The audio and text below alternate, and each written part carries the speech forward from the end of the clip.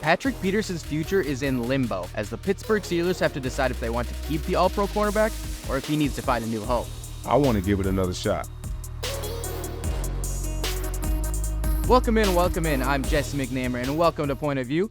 Before we get into it today, I just want to say we always appreciate your feedback and look forward to reading your comments like the one we've got here.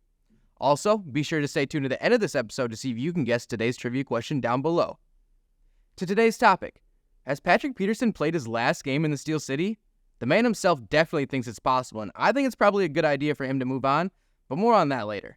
On his podcast, All Things Covered, Peterson mentioned that he may no longer be in the team's future plans. Here's what he had to say. The question is if the Steelers want me to finish with them. So you want to go at it one more time. No doubt about it. All is in their coat. I signed a 2-year deal for a reason. So it's not like I'm a free agent. They would have to, cut me. Yeah. Anything like that. But, I feel good, man. Me and Coach Sumner had a great conversation after the season. Obviously, I know that you got to go through your evaluations in the draft and the free agency and things like that. Be sure to check out the rest of the All Things Covered podcast. So, the Steelers might be ready to move on. That happens. He is a 33-year-old veteran and didn't play up to the standard that Mike Tomlin and the team expected of him in 2023. And he's due some big money in 2024. Last offseason, P2 signed a 2-year, $14 million contract with Pittsburgh. If he were to remain with the team this upcoming season, he'd count for nearly $10 million against the salary cap. Should he get cut, the Steelers would save just under $7 million.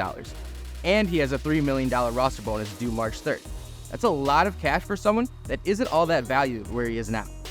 Now, I'm not in the Steelers locker room, and I have no idea what's going on in Mike Tomlin's head, but that franchise has made a ton of good decisions while Tomlin has been the head coach, and they're always in the mix for a playoff spot, so I hesitate to question their decisions too much. Still though, I'm not convinced what Peterson brings to the table can be easily replaced. He may not play to the standard we're used to from the 8-time Pro Bowler, but he's still valuable to a defense. Take fellow corner Joey Porter Jr., for example. Last offseason during OTAs, JPJ had some glowing words on Patrick Peterson. Here's what he had to say about his veteran. Yeah, he's been great. He just really took me in under his wing and just showed me the ropes, and I'm glad to have him on my squad because without him, I wouldn't be able to learn so much about the game so fast like I am right now. Porter Jr. went on to have 10 passes defended, 43 tackles, and a pick on his way to a 5th-place finish in this past season's Defensive Rookie of the Year race. Is he still a great corner without Peterson? No question. But you have to give some credit to Peterson for getting Porter Jr. off to a hot start. And that's just one example of what he brings to the table that you don't see on Sundays. He played 97% of the available snaps last season, so durability isn't in question.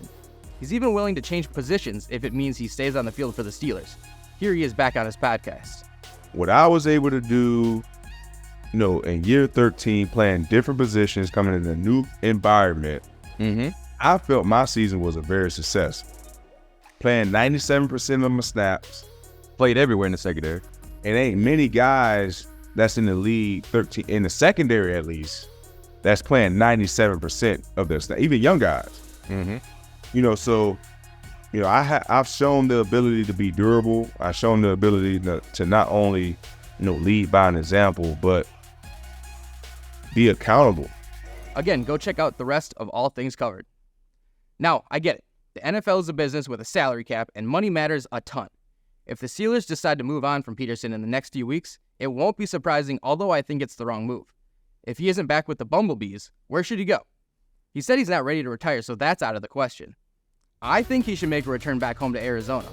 If there's a team in the league that needs a rock-solid leader like Patrick Peterson, it's the Birds in the Southwest. I know there's been some animosity between Peterson and the Cardinals in recent seasons, but GM Steve Keim is gone, so maybe some of that animosity is gone. In P2's Players Tribune article he wrote after his Cardinal tenure ended, he said, quote, "So what do you say to a city that's not just a city, but truly your home? Nothing seems good enough. But I'll just start with this. Thank you." End quote. Sounds to me like any problems can be solved and a reunion would be best for both. Peterson would get to go back to where he made a name for himself in the NFL, and the Cardinals would have a mentor for their rebuilding team. Developing secondary players like Garrett Williams, Starling Thomas, and Keitrell Clark would be huge for the future of Arizona. The first option should still be to stay with the Steelers so P2 can get paid, but if he's got to find a new home, it might as well be where he's familiar. One player Cardinals fans should already be excited about is Trey McBride. Be sure to check out our recent point of view to hear more on him. And the moment you've been waiting for, here's the answer to today's trivia question. We appreciate you tuning into this episode of Point of View, and we will see you in the next one.